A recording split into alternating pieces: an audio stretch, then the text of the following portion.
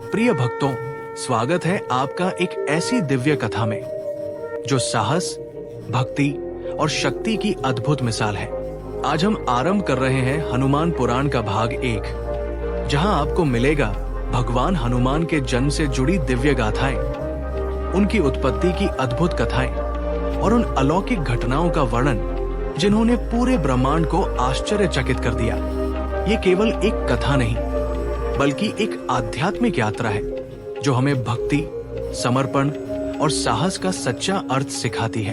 तो आइए श्रद्धा और आस्था के साथ डूब जाए हनुमान पुराण भाग 1 की इस पावन कथा में। नमस्कार दोस्तों, हमारे चैनल वैदिक शाला में एक बार फिर से आप सभी का हार्दिक स्वागत है, जहां आपको मिलती हैं सनातन धर्म की अमूल्य कथाएं, गहरे रहस्य और प्राचीन ज्ञान। स्वर्ग की सभा में एक अप्सरा थी जिसका नाम पुंजी का स्थला था। वो अपनी सुंदरता और चंचल स्वभाव के लिए जानी जाती थी। उसकी सुंदरता ऐसी थी कि इंद्र की सभा में कोई भी उसके रूप से अपनी आंखें नहीं हटा पाता था। एक दिन वो एक गहरे ध्यान में लीन तपस्वी ऋषि के पास से गुजरी। अपने चंचल स्वभाव के कारण उसने ऋषि का उपहास किया। पुंजी कस्थला के इस व्यवहार से ऋषि का ध्यान भंग हो गया और वे क्रोधित हो उठे। ऋषि ने क्रोधित होकर कहा, हे अप्सरा, तूने अपनी चंचलता से एक तपस्वी का अपमान किया है। इस पाप के कारण तुझे वानरी के रूप में पृथ्वी पर जन्म लेना होगा। तेरी ये सुंदरता और चंचलता ही तेरे श्राप का कारण बनेगी। पुंजी कस्थला ने कहा, हे मुनिवर, मुझे क्षमा करें, मुझसे ये अनजाने में हुआ। कृपा करके इस श्राप से मुक्ति का कोई उपाय बताएं। पुंजी कस्थला के पश्चाताप को देखकर ऋषि का हृदय द्रवित हो गया, लेकिन वे अपने वचन से पीछे नहीं हट सकते थे। ऋषि ने दयालु स्वर में कहा, मेरा वचन झूठा नहीं हो सकता। तुम वानरी तो बनोगी, किंतु मैं तुम्हें वरदान देता हूं कि तुम अपनी इच्छा अनुसार जब चाहो मनुष्य या वानरी का रूप धारण कर सकोगी। इसी रूप में तुम्हें एक महान पुत्र की मां बनने का सौभाग्य प्राप्त होगा। ऋषि के श्राप से वही परम रूपवती अप्सरा वानर राज महामंसवी कुंजर की पुत्री के रूप में धरती पर अवतरित हुई। उसका नाम अंजना रखा गया। अंजना की सुंदरता की तुलना पूरे धरती पर कोई नहीं कर सकता था। उसके रूप, शील और गुणों की ख्याति दूर दूर तक फैली हुई थी। लावण्यवती अंजना का विवाह वीर और पराक्रमी वानर राज केसरी से हुआ। कपिराज केसरी कंचनगिरी सुमेरु पर्वत पर रहते थे। अंजना भी अपने पति के साथ उसी सुंदर और शांत पर्वत पर सुखपूर्वक रहने लगी। वीरवर केसरी अपनी पत्नी से बहुत प्रेम करते थे और अंजना भी अपने पति की सेवा में हमेशा तत्पर रहती थी। उनका वैवाहिक जीवन सुखमय था, लेकिन एक दुख की छाया उनके जीवन में थी। वे संतानहीन थे। कई वर्ष बीत गए, पर उनके घर में कोई संतान नहीं हुई। श्री हनुमान जी की उत्पत्ति के संबंध में शास्त्रों में कई कथाएं उपलब्ध हैं। ये सभी कथाएं भगवान की लीला का ही एक अद्भुत और मंगलकारी हिस्सा है। भगवान की लीलाएं इतनी रहस्यमयी और मंगलकारी होती हैं कि देवता और बड़े बड़े योगी भी उन्हें पूरी तरह से नहीं समझ पाते। इन कथाओं का सार एक ही है। हनुमान जी का जन्म भगवान शिव के अंश के रूप में भगवान श्री राम के कार्य को सिद्ध करने के लिए हुआ था। ये कथाएं हमें ये भी दर्शाती है कि भगवान अपनी इच्छा से किसी भी रूप में प्रकट हो सकते हैं और हर कथा का उद्देश्य एक ही है, भक्तों का उद्धार और धर्म की स्थापना। हम यहाँ इन्हीं मंगलकारी कथाओं का वर्णन करेंगे जो हमें उस महान शक्ति के प्राकट्य के विभिन्न पहलुओं को दिखाती है, जिन्हें हम पवन पुत्र हनुमान के नाम से जानते हैं।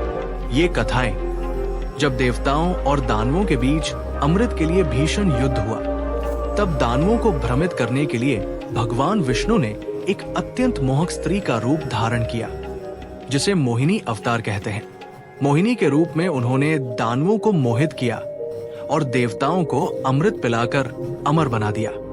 जब भगवान शिव ने अपने परम आराध्य भगवान विष्णु के इस अद्भुत और मनमोहक रूप के बारे में सुना, तो उनके मन में भी उस रूप के दर्शन करने की तीव्र इच्छा जागृत हुई।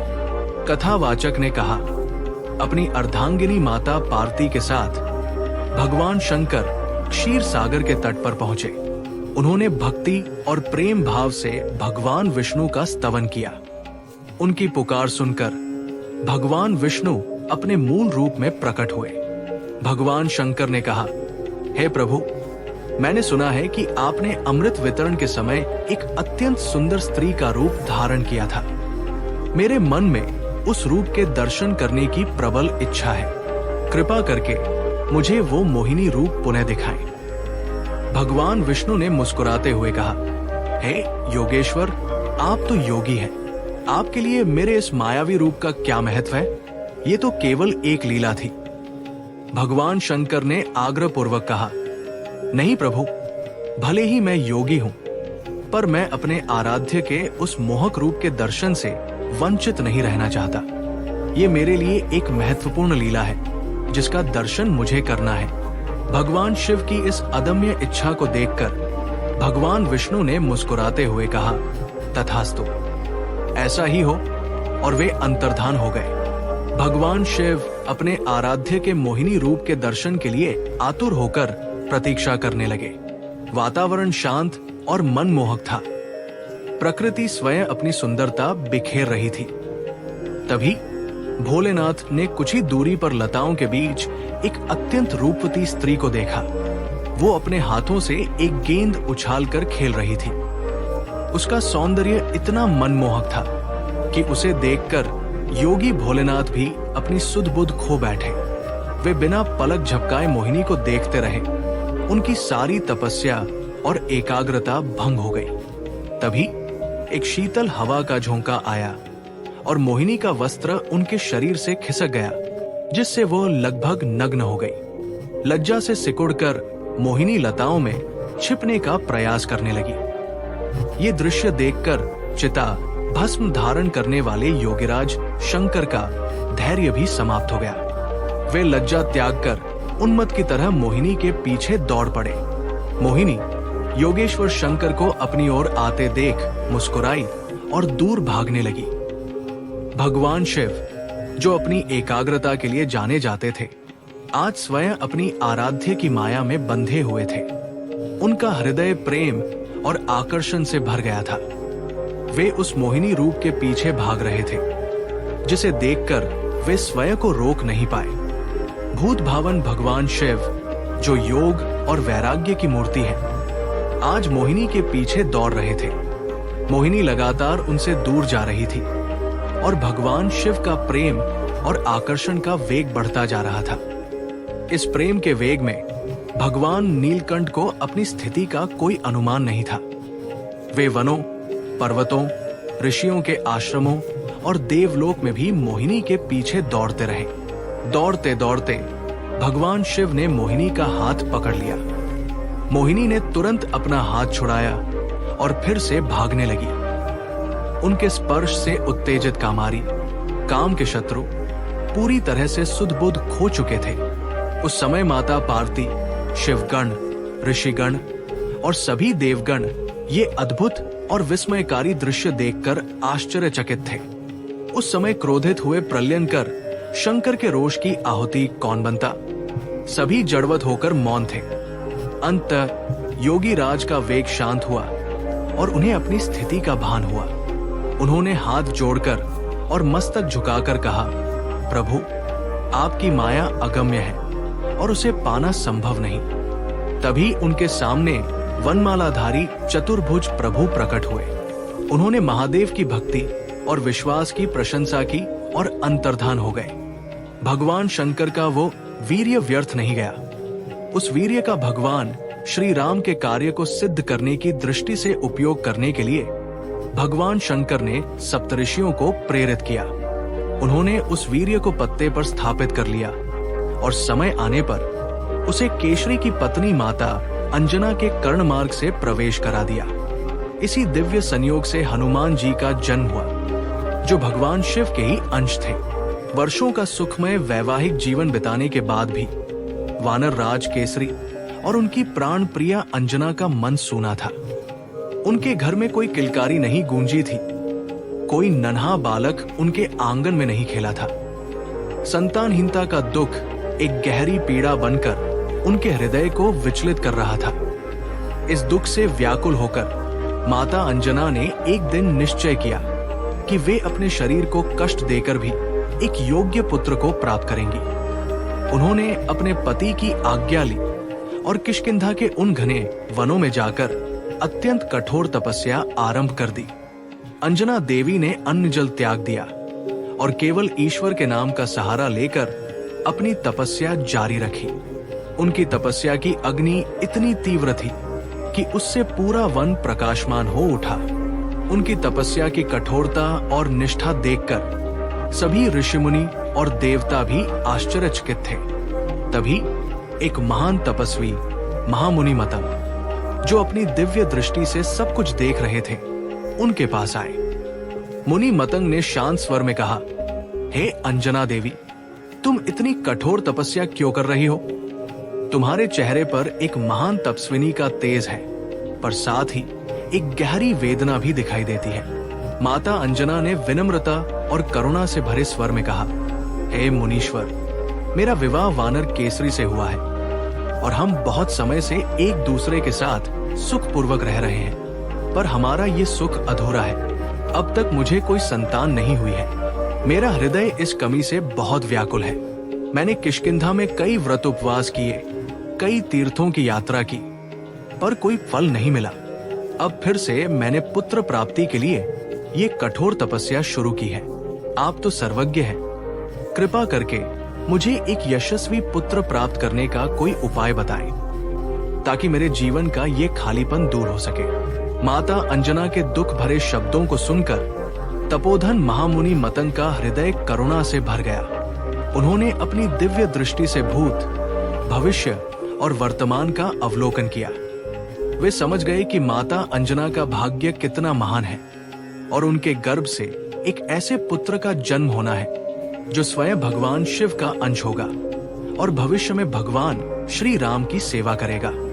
मुनि मतंग ने शांत और गंभीर स्वर में कहा, हे देवी अंजना, तुम चिंता को त्याग दो।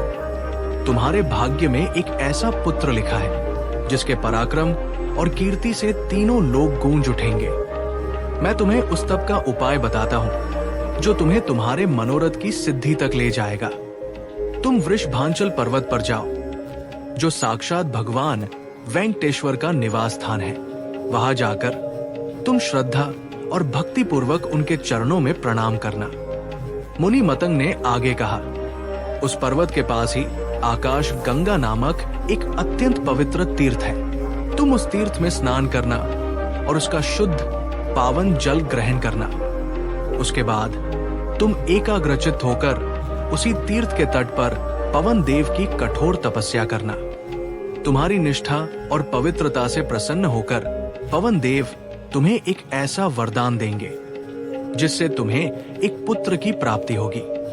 तुम्हारा वो पुत्र अपनी शक्ति, बुद्धि और पराक्रम से देवता, राक्षस और मनुष्यों को भी पराजित करने में सक्षम होगा। वो अस्त्र शस्त्रों से भी अभेद्य होगा और उसकी शक्ति अतुलनीय होगी। माता अंजना मुनि के इन शब्दों से आशा और प्रसन्नता से भर उठती है। वे अपने दुख को भूलकर मुनि के चरणों में प्रणाम करती है और तुरंत वृषभांचल की ओर प्रस्थान करने लगती है। कथावाचक ने कहा, महामुनि के शब्दों से माता अंजना के भीतर एक नई आशा का संचार हुआ। उनके मुख पर एक दिव्य तेज प्रकट हो गया।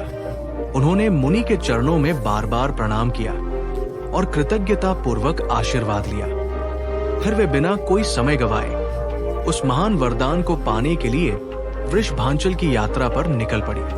उनका मन अब दुख से नहीं बल्कि आने वाले अद्भुत भविष्य की कल्पना से आनंदित था।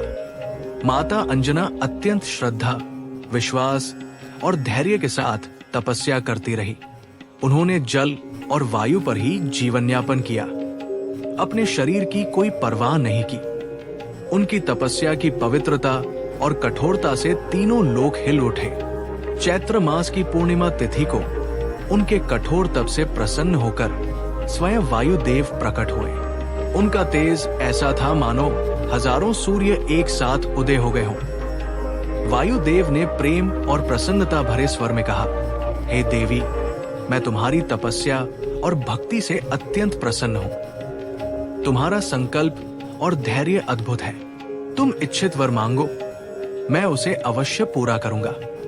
वायुदेव के दर्शन पाकर अंजना की आंखों से आनंद के आंसू बहने लगते हैं। वो उन्हें प्रणाम करती है। माता अंजना ने अत्यंत विनम्रता और भक्ति से कहा, हे महाभाग, मेरी एक ही इच्छा है, कृपा करके मुझे एक ऐसा पुत्र प्रदान कीजिए जो बलवान, पराक्रमी, बुद्धिमान और यशस्वी हो। मेरी सूनी गोद को भर दीजिए ताकि मेरे वंश का नाम रोशन हो सके। वायुदेव ने कहा, तथास्तु, मैं तुम्हारे तप से इतना प्रसन्न हूं कि मैं स्वयं ही तुम्हारा पुत्र बनकर तुम्हें विश्व विख्यात कर दूंगा। तुम्हारा पुत्र मेरे ही समान वेगवान और शक्तिशाली होगा। उसका पराक्रम ऐसा होगा कि वो किसी भी शत्रु से पराजित नहीं होगा।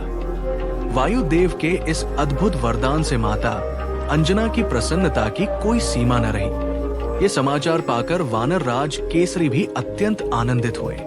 उन्हें विश्वास हो गया कि अब उनके घर में एक ऐसे पुत्र का जन्म होने वाला है जिसकी कीर्ति युगों युगों तक अमर रहेगी। एक और कथा के अनुसार एक बार परम लावण्यवती माता अंजना ने स्वयं को सुंदर वस्त्रों और सुगंधित आभूषणों से सजाया। उनका सौंदर्य ऐसा था कि वे साक्षात एक देवी की प्रतिमा लग रही थी। वे एक पर्वत शिखर पर खड़ी होकर उस अद्भुत प्राकृतिक दृश्य का आनंद ले रही थी।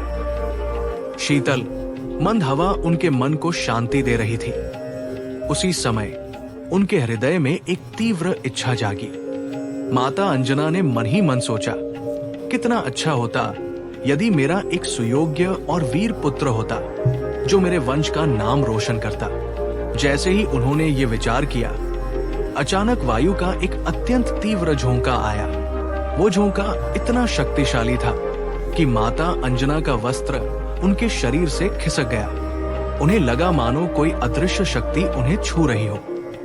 इस अप्रत्याशित स्पर्श से वे भयभीत और क्रोधित हो गई। उन्होंने तुरंत अपने वस्त्र को संभाला और उस अज्ञात स्पर्श करने वाले को डांटते हुए कहा, कौन है जो मेरे पतिव्रत को नष्ट करने का दुस्साहस कर रहा है? अंजना के क्रोध से भयभीत होकर पवन देव तुरंत उनके सामने प्रकट हो जाते हैं। उनका स्वरूप अत्यंत दिव्य और शांत है।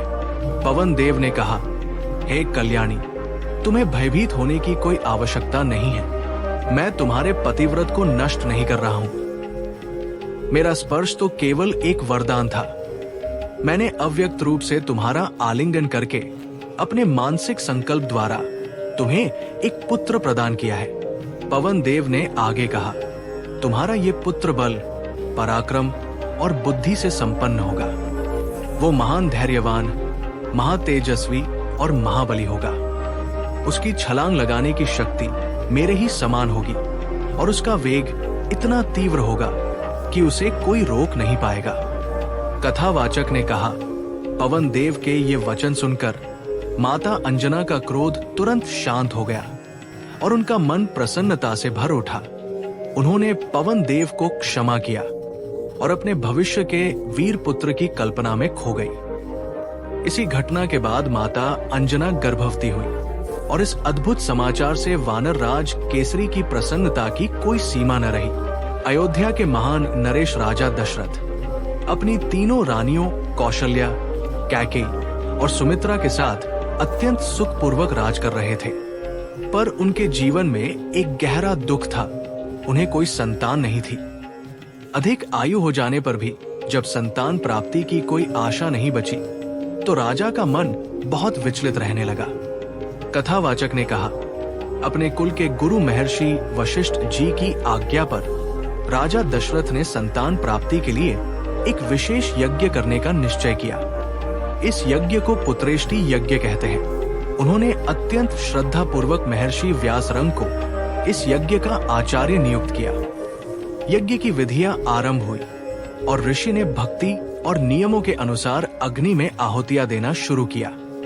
यज्ञ की अग्नि अत्यंत प्रज्वलित हो जाती है और उसमें से एक दिव्य पुरुष प्रकट होते हैं जिनके हाथ में खीर का एक पात्र है। कथावाचक ने कहा, यज्ञ की पवित्र अग्नि से प्रसन्न होकर स्वयं अग्निदेव प्रकट हुए।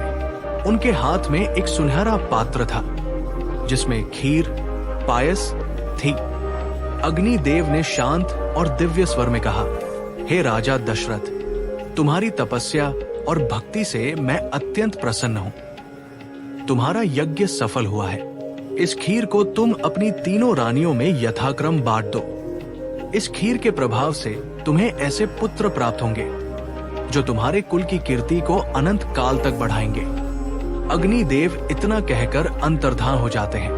राजा दशरथ कृतज्ञता से भरकर उस खीर का पात्र ग्रहण करते हैं। अग्निदेव के अंतर्धान होने के बाद राजा दशरथ ने उस दिव्य खीर को अपनी रानियों में बांटना शुरू किया। उन्होंने खीर का सबसे बड़ा भाग अपनी ज्येष्ठ रानी महारानी कौशल्या को दिया। फिर शेष आधे के 2 भाग करके एक भाग उन्होंने अपनी दूसरी रानी कैकेयी को दिया। अंत में बचे हुए भाग को राजा ने माता कौशल्या और माता कैकेयी के हाथों पर रखकर उन दोनों की अनुमति से अपनी सबसे छोटी रानी सुमित्रा को दे दिया।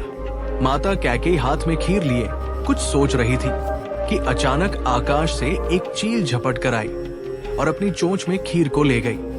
वो तुरंत आकाश में उड़ गई। तब माता कैकेयी व्याकुल हो गई। महाराज दशरथ की प्रेरणा से माता कौशल्या और माता सुमित्रा ने अपनी खीर का थोड़ा थोड़ा भाग माता कैकेयी को दे दिया। तीनों रानियां गर्भवती हुई। महारानी कौशल्या से भगवान श्री राम, माता कैकेयी से भगवान भरत और माता सुमित्रा से भगवान लक्ष्मण और भगवान शत्रुघ्न प्रकट हुए। कपिराज केसरी अपनी सुंदर पत्नी अंजना के साथ सुमेरु पर्वत पर रहते थे। माता अंजना ने पुत्र प्राप्ति के लिए 7 सहस्त्र वर्षों तक भगवान शंकर की उपासना की। प्रसन्न होकर भगवान आशुतोष ने माता अंजना से वर मांगने के लिए कहा। माता अंजना ने विनय पूर्वक याचना की, करुणामय शंभु, मैं समस्त सद्गुणों से संपन्न योग्यतम पुत्र चाहती हूँ। प्रसन्न होकर भगवान भोलेनाथ ने कहा, 11 रुद्रों में से मेरा अंश 11वां रुद्र ही तुम्हारे पुत्र के रूप में प्रकट होगा। उन्होंने आगे कहा, तुम एक मंत्र का जाप करो, पवन देवता तुम्हें प्रसाद देंगे। इस पवन देव के प्रसाद से ही तुम्हें सर्वगुण संपन्न पुत्र की प्राप्ति होगी। पार्वती के ईश्वर अंतर्धान हो गए और माता अंजना अंजलि फैलाए शिव द्वारा दिए गए मंत्र का जप करने लगी। उसी समय क्रोधित चील कैकेयी के भाग्य का खीर लिए आकाश में उड़ रही थी। अचानक एक तेज हवा का झोंका आया और चील का अंग सिकुड़ने लगा। खीर उसके चोंच से गिर गई। पवन देव पहले से ही तैयार थे। उन्होंने वो खीर माता अंजना की अंजलि में डाल दिया।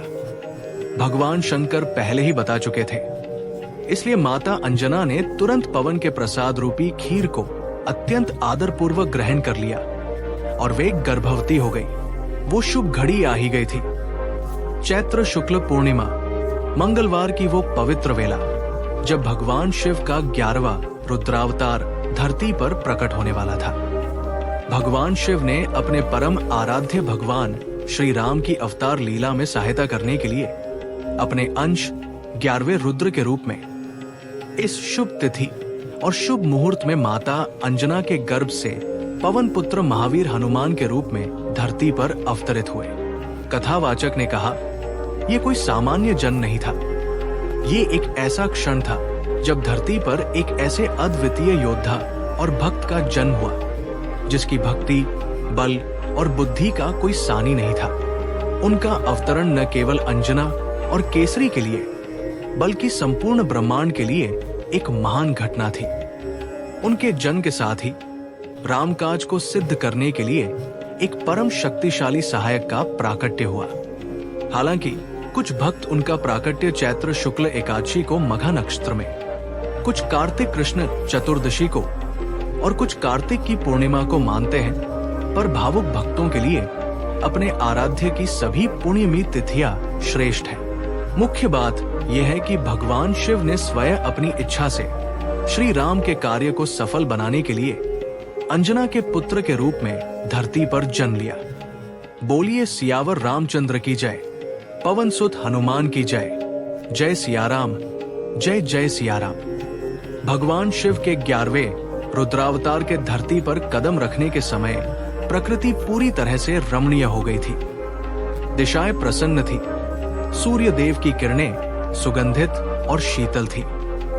नदियों में स्वच्छ जल बहने लगा था और पक्षी उत्सुक नेत्रों से अंजना के पुत्र के आगमन की प्रतीक्षा कर रहे थे। झरने प्रसन्नता से उछलते हुए गतिशील थे। वनों और वाटिकाओं में विविध रंगों के मनोहर पुष्प खिल उठे थे, जिन पर भंवरे गुंजार कर रहे थे। मंद हवा धीरे धीरे चल रही थी। भगवान शंकर माता अंजना के पुत्र के रूप में प्रकट हुए और प्राकट्य काल में ही हनुमान जी का सौंदर्य अतुलनीय और अवर्णनीय था। उनकी शारीरिक कांति पिंगल वर्ण की थी। उनके रोम और नेत्र भी पिंगल वर्ण के थे।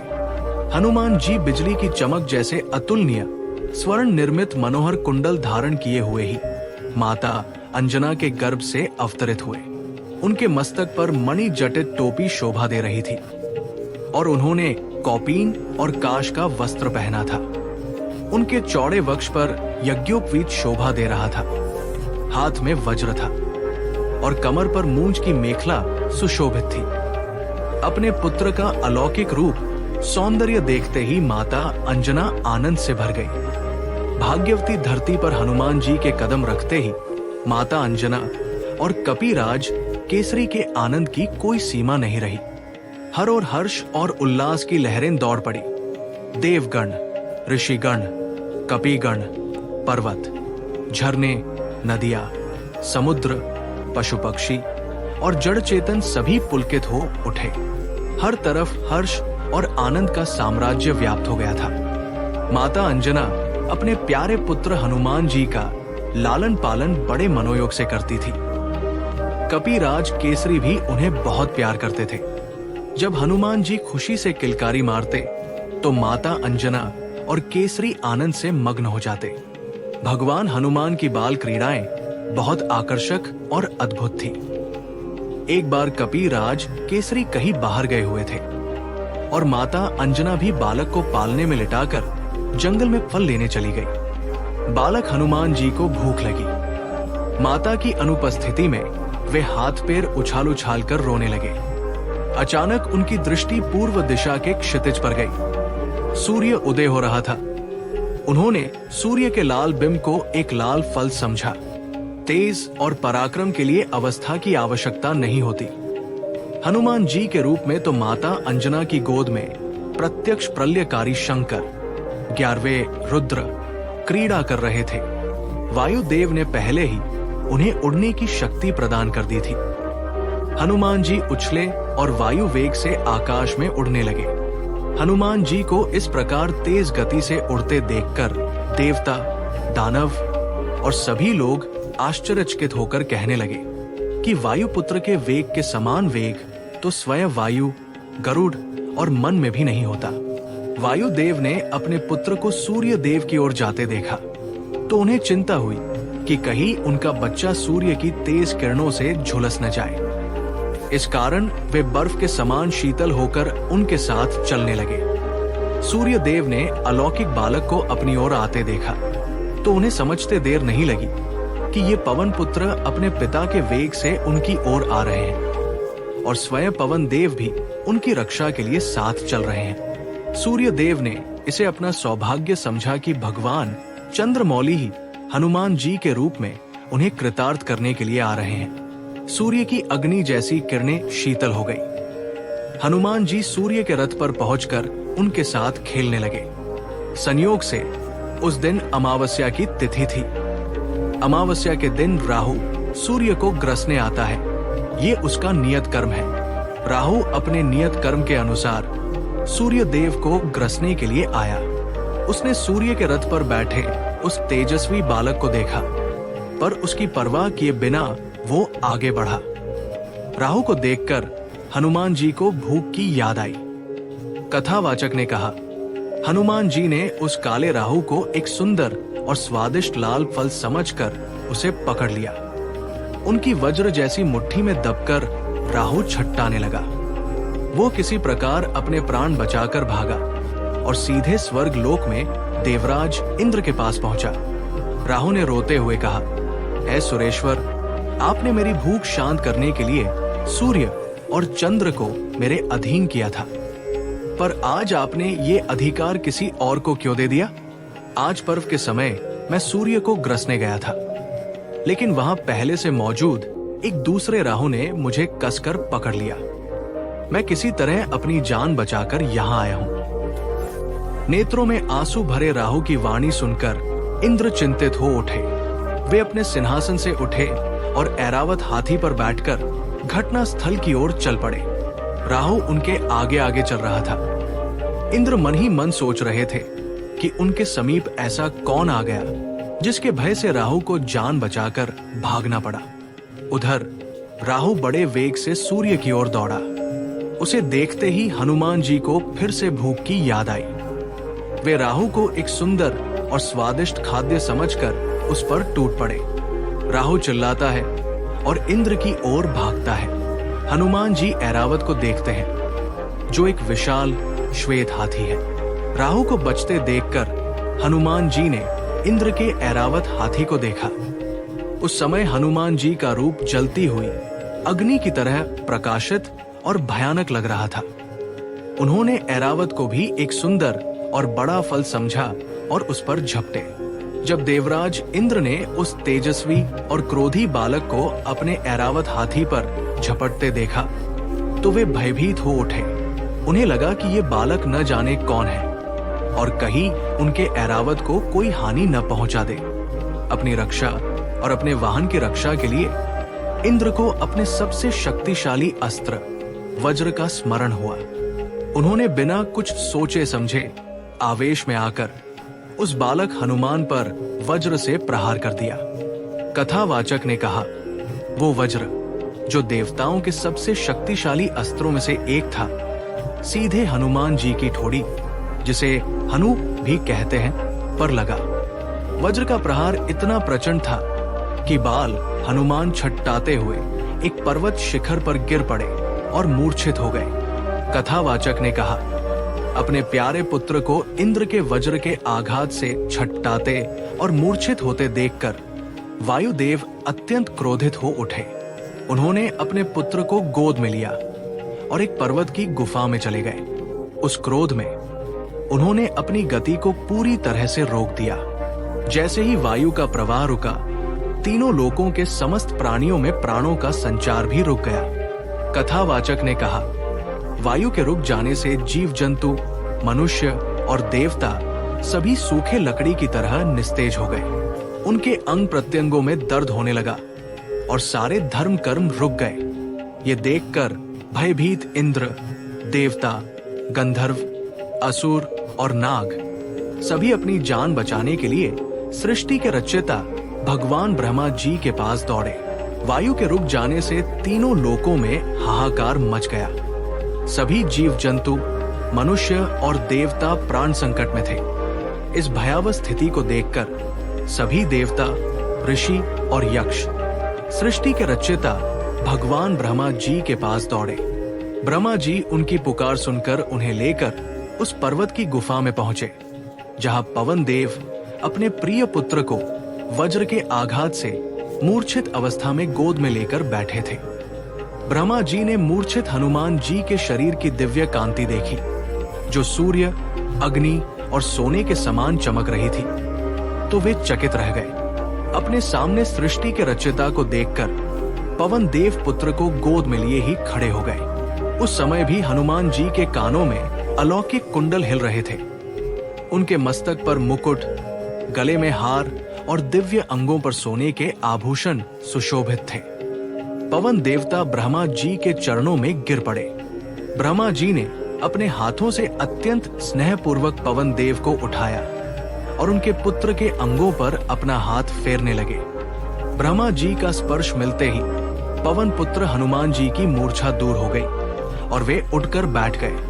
अपने पुत्र को जीवित देखते ही जगत के प्राण स्वरूप पवन देव पहले की तरह बहने लगे और तीनों लोकों को जीवन दान मिला। सभी जीव जंतु, देवता और मनुष्य प्रसन्नता से भर उठे और ब्रह्मा जी की जय जयकार करने लगे। बोलिए सियावर रामचंद्र की जय, पवन सुत हनुमान की जय, जय सियाराम, जय जय सियाराम। भगवान ब्रह्मा ने संतुष्ट होकर हनुमान जी को वर प्रदान करते हुए कहा, इस बालक को ब्रह्मा शाप नहीं लगेगा और इसका कोई अंग कभी भी अस्त्र शस्त्रों से नहीं कटेगा।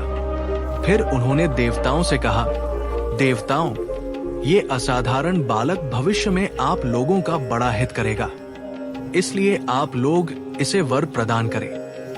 देवराज इंद्र ने तुरंत प्रसन्नता पूर्वक हनुमान जी के गले में कमल की माला पहनाकर कहा, मेरे हाथ से छूटे हुए वज्र के प्रहार से इस बालक की ठोड़ी टूट गई थी, इसीलिए इस कपिश्रेष्ठ का नाम हनुमान होगा। इसके अतिरिक्त इस बालक पर मेरे वज्र का कोई प्रभाव नहीं पड़ेगा और इनका शरीर मेरे वज्र से भी अधिक कठोर होगा।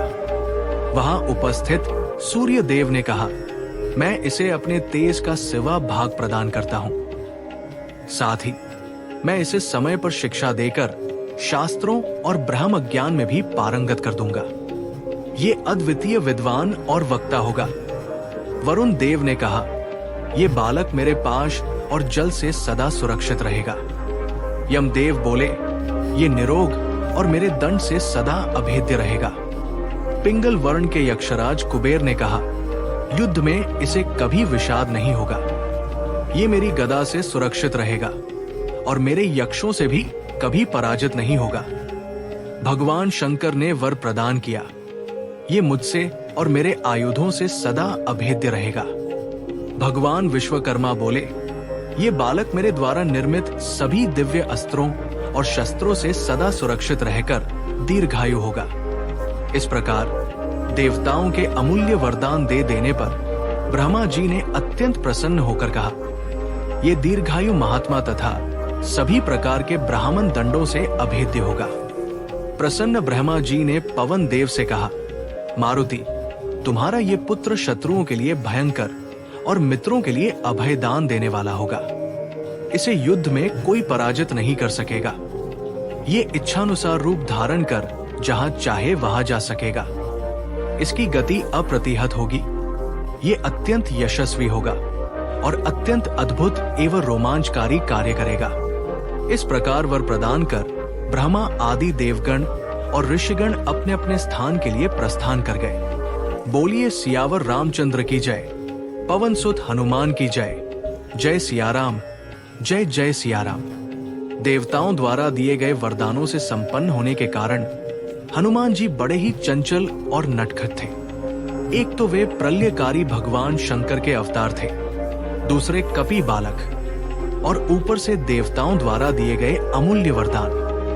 उनकी चंचलता से माता पिता प्रसन्न होते थे। सिंह की पूंछ पकड़कर उसे चारों ओर घुमाना और हाथी को पकड़कर उसकी शक्ति का अनुमान लगाना तो उनकी नित्य क्रिया थी। वे विशाल वृक्षों को जड़ सहित हिला देते थे। कोई पर्वत शिखर ऐसा नहीं था जहां वे छलांग लगाकर न पहुंचे। पूरा अगम्य वन और पर्वत उनके लिए देखे भाले थे। जंगल के प्राणी उनसे प्राय घबराते थे, लेकिन अंदर से उन्हें प्यार भी करते थे। वे सभी प्राणियों के मित्र और रक्षक थे। कोई सबल किसी दुर्बल को कष्ट दे, ये हनुमान जी को सहन नहीं होता था। वे एक पेड़ की चोटी से दूसरे पेड़ की चोटी पर कूदते हुए योजन भर दूर निकल जाते थे। यदि उनके भार से किसी पेड़ की डाली टूटने की आशंका होती तो वे हल्के हो जाते थे। वरदान और अपनी शक्ति से संपन्न हनुमान जी अक्सर तपस्वी ऋषियों के आश्रमों में चले जाते थे और वहां कुछ न कुछ ऐसी चंचलता कर बैठते जिससे ऋषियों को कष्ट होता था। वे एक ऋषि का आसन दूसरे ऋषि के पास रख देते थे। किसी के कमंडल का जल उलट देते तो किसी का कमंडल पटक कर तोड़ देते या उसे जल में बहा देते थे। हनुमान जी जब करते मुनियों की गोद में बैठ जाते। अहिंसक मुनि ध्यानस्थ होकर जप करते रहते, किंतु ये वानर शिरोमणि मुनि की दाढ़ी नोचकर भाग जाते थे। किसी की कौपीन तो किसी के पाट की पोथी या धातु को उठाकर फेंक देते थे।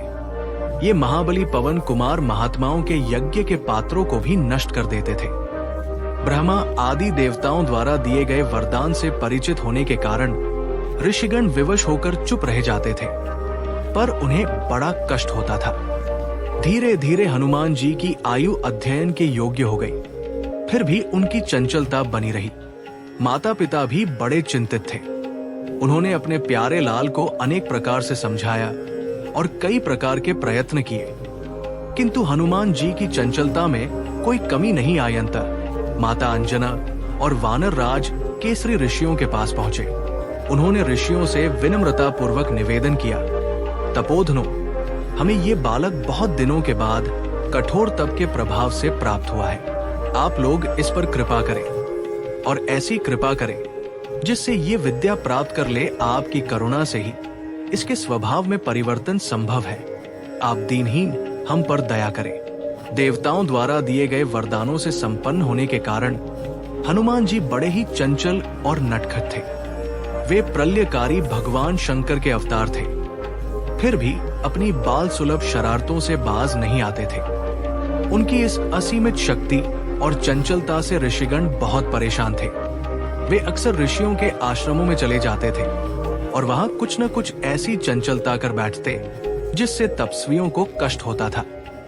वे एक ऋषि का आसन दूसरे ऋषि के पास रख देते, किसी के कमंडल का जल उलट देते तो किसी का कमंडल पटक कर तोड़ देते थे। वे जब करते मुनियों की गोद में बैठ जाते और उनकी दाढ़ी नोचकर भाग जाते थे। इन सभी शरारतों के कारण ऋषियों की तपस्या में बाधा पड़ती थी। ब्रह्मा आदि देवताओं द्वारा दिए गए वरदानों से परिचित होने के कारण ऋषिगण विवश होकर चुप रह जाते थे, पर उन्हें बड़ा कष्ट होता था। धीरे धीरे हनुमान जी की आयु अध्ययन के योग्य हो गई, फिर भी उनकी चंचलता बनी रही। माता पिता भी बड़े चिंतित थे और उन्होंने ऋषियों से विनम्रता पूर्वक निवेदन किया, तपोधनो, हमें ये बालक बहुत दिनों के बाद प्राप्त हुआ है। आप लोग इस पर कृपा करें और ऐसी कृपा करें जिससे ये विद्या प्राप्त कर ले। ऋषियों ने गहन विचार किया। वे जानते थे कि ये बालक देवताओं का हित करने वाला है और भगवान श्री राम का अनन्य भक्त बनेगा। लेकिन अहंकार भक्तों के लिए उचित नहीं है। दीन भाव से ही प्रभु का कार्य हो सकेगा। इसलिए भृगु और अंगिरा ऋषि के वंश में उत्पन्न ऋषियों ने हनुमान जी को शाप दे दिया। ऋषियों ने कठोर पर कल्याणकारी स्वर में कहा, हे वानर बालक, तुम जिस बल का आश्रय लेकर हमेशा चंचल रहते हो, आज से तुम हमारे शाप के कारण उस बल को दीर्घ काल तक भूले रहोगे। तुम्हें अपनी शक्ति का कोई आभास नहीं होगा। जब तक कि कोई तुम्हें तुम्हारी कीर्ति का स्मरण नहीं कराएगा, तभी तुम्हारा बल वापस आएगा। तपस्वी मुनियों के इस प्रकार शाप देने से पवन कुमार का तेज और रोष कम हो गया और वे अत्यंत सौम्य स्वभाव के हो गए। अब वे अन्य वानर किशोरों की तरह आश्रमों में शांत भाव से विचरण करने लगे। उनके मधुर व्यवहार से ऋषि मुनि भी प्रसन्न रहने लगे। बोलिए सियावर रामचंद्र की जय, पवन सुत हनुमान की जय। जय सियाराम, जय जय सियाराम। बालक पर सर्वाधिक प्रभाव माता की शिक्षा का पड़ता है। माता का जीवन और शिक्षा का आदर्श माताएं अपने पुत्र को श्रेष्ठ और आदर्श बना देती है। पुराणों और इतिहासों में ऐसे उदाहरण भरे पड़े हैं। हनुमान जी की माता अंजना देवी परम सदाचारिणी, तपस्विनी और सद्गुणों से संपन्न एक आदर्श माता थी। उन्होंने अपने पुत्र को प्राप्त करने के लिए जितनी तत्परता से कठोर तपस्या की थी, उसी तत्परता से वे अपने प्यारे बालक के जीवन का निर्माण करने के लिए सजग और सावधान रहती थी। वे हनुमान जी के वीरतापूर्ण कार्य देखकर मन ही मन प्रसन्न होती और उन्हें प्रोत्साहन देती थी। पूजा के बाद और रात को सोने से पहले वे अपने प्राणों से भी प्यारे पुत्र को पुराणों की कथाएं सुनाया करती थी। वे आदर्श पुरुषों के चरित्र बार बार सुनाती और अपने पुत्र का ध्यान उनकी ओर आकर्षित करती रहती थी। वे जो महापुरुषों के चरित्र सुनाती, उन्हें वे बार बार अपने पुत्र से भी पूछती थी कि उनके लाल को उससे क्या सीखना था। सर्वज्ञ और सर्वांतर्यामी शिव से कुछ भी छिपा नहीं था। फिर भी लीला में हनुमान जी कभी कभी अनजान बनकर ठीक उत्तर नहीं देते थे, तो माता उन्हें फिर से सुनाकर याद करवा देती थी। करुणा के सागर के अवतारों की सभी कथाएं हनुमान जी को कंठस्थ थी। उन सुनी हुई कथाओं को वे अपने हमउम्र वानर किशोरों को अत्यंत प्रेम और उत्साह से सुनाया करते थे। बोलिए सियावर रामचंद्र की जय, पवन सुत हनुमान की जय, जय सियाराम, जय जय सियाराम। माता अंजना जब भगवान श्री राम के अवतार की कथा शुरू करती, तब बालक हनुमान का सारा ध्यान कथा में ही केंद्रित हो जाता था। निद्रा उनके पास भी नहीं फटकती थी। जब माता को झपकी आती तो हनुमान जी उन्हें झकझोर कर कहते, माँ आगे कहो, फिर क्या हुआ? माता फिर कहने लगती। श्री राम कथा के श्रवण से हनुमान जी की तृप्ति नहीं होती थी। वे माता से बार बार श्री राम कथा ही सुनाने का आग्रह करते थे। माता अंजना उल्लासपूर्वक कथा सुनाती और हनुमान जी उस कथा को सुनकर भाव विभोर हो जाते थे। उनकी आंखों में आंसू भर आते और अंग फड़कने लगते थे। वे सोचते, यदि मैं भी वही हनुमान होता। कथा सुनाते सुनाते माता अंजना कहती, पुत्र तू भी वैसा ही हनुमान बनेगा। हाँ माँ, अवश्य मैं वही हनुमान बनूंगा। हनुमान जी उत्तर देते, पर श्री राम और रावण कहाँ है? यदि रावण ने माता सीता की ओर दृष्टिपात किया तो मैं उसे पीस कर रख दूंगा। माता अंजना कहती, पुत्र तू वही हनुमान हो जा अभी लंका में एक रावण राज करता है और अयोध्या नरेश दशरथ के पुत्र के रूप में भगवान श्री राम का अवतार भी हो चुका है। तू जल्दी ही बड़ा हो जा। श्री राम की सहायता करने के लिए बल और पुरुषार्थ की आवश्यकता है, तो यथाशीघ्र बलवान और पराक्रमी हो जा। माता, मुझ में शक्ति की कमी कहाँ है? हनुमान जी रात में शैया से कूद पड़ते और अपना भुजदंड दिखाकर माँ के सामने अपनी अमित शक्ति का प्रमाण देते। माता अंजना हंसने लगती और फिर अपने प्यारे बालक हनुमान जी को गोद में लेकर थपकी देती तथा मधुर स्वर से प्रभु के गुणगान सुनाती हुई सुलाने लगती। हनुमान जी माता अंजना के वक्ष में चिपककर सुखपूर्वक सो जाते थे। सहज अनुराग से हनुमान जी बार बार श्री राम कथा सुनते थे। बार बार श्री राम कथा सुनने से और भगवान श्री राम का स्मरण और चिंतन करने से उनका श्री राम के प्रति प्रेम और गहरा होता गया। धीरे धीरे उनका अधिकांश समय श्री राम के ध्यान और स्मरण में ही व्यतीत होने लगा। वे कभी जंगल में, कभी पर्वत की गुफा में, कभी नदी के तट पर और कभी सघन कुंजों में ध्यानस्थ होकर बैठ जाते थे। उनके नेत्रों से प्रेमाश्रु बहता रहता था। ध्यान की तन्मयता के कारण उन्हें भूख और प्यास का भी ध्यान नहीं रहता था। माता अंजना दोपहर और शाम को अपने प्यारे पुत्र हनुमान जी को ढूंढने निकलती थी। वे जानती थी कि उनका पुत्र कहाँ होगा। वन, पर्वत, नदी, तालाब और जंगल में घूम घूम कर हनुमान जी को ढूंढ कर लाती थी। तब कहीं माता के आग्रह से उनके मुख में भोजन जाता था। ये क्रम प्रतिदिन चलता रहता था। हनुमान जी अपने आराध्य के प्रेम में इतने तल्लीन रहने लगे कि उन्हें अपने शरीर की भी सुध कम रहती थी। उनके मुख से केवल राम राम राम राम का ही जप होता रहता था। बोलिए सियावर रामचंद्र की जय, पवन सुत हनुमान की जय, जय सियाराम, जय जय सियाराम।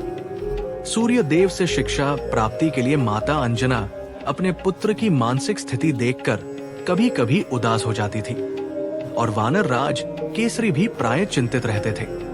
हनुमान जी की आयु भी विद्याध्ययन के योग्य हो गई थी। माता पिता ने सोचा कि अब इन्हें गुरु के पास विद्या प्राप्त करने के लिए भेजना चाहिए। शायद इसी से इनके मन की दिशा में परिवर्तन हो जाए। हालांकि वे अपने ज्ञान मूर्ति पुत्र की विद्या, बुद्धि और बलपौरुष तथा ब्रह्मा आदि देवताओं द्वारा दिए गए अमूल्य वरदान से पूरी तरह परिचित थे। फिर भी वे ये भी जानते थे कि सामान्य लोग महापुरुषों का अनुकरण करते हैं। समाज में अव्यवस्था उत्पन्न न हो, इस कारण महापुरुष स्वतंत्र विचरण नहीं करते। वे सदा शास्त्रों की मर्यादा का ध्यान रखते हुए नियमों के अनुसार व्यवहार करते हैं। इसी कारण जब जब दया के धाम प्रभु धरती पर अवतरित होते हैं, वे सर्वगुण संपन्न होने पर भी विद्या प्राप्ति के लिए गुरु के घर जाते हैं। वहां वे गुरु की पूरी सेवा करके अत्यंत श्रद्धा पूर्वक उनसे विद्या ग्रहण करते हैं। सच तो ये है कि गुरु की सेवा से संतुष्ट करके अत्यंत श्रद्धा और भक्ति पूर्वक प्राप्त की हुई विद्या ही फलवती होती है। इसलिए माता अंजना और कपिलेश्वर केसरी ने हनुमान जी को शिक्षा प्राप्ति के लिए गुरु के घर भेजने का निश्चय किया। माता पिता ने अत्यंत उल्लास पूर्वक हनुमान जी का उपनयन संस्कार कराया, जो विद्या अध्ययन के लिए एक महत्वपूर्ण संस्कार था। इसके बाद उन्होंने हनुमान जी को विद्या प्राप्त करने के लिए किसी आदर्श गुरु के चरणों में जाने की आज्ञा दी। लेकिन प्रश्न ये था कि किस सर्वगुण संपन्न और योग्य गुरु के पास जाया जाए।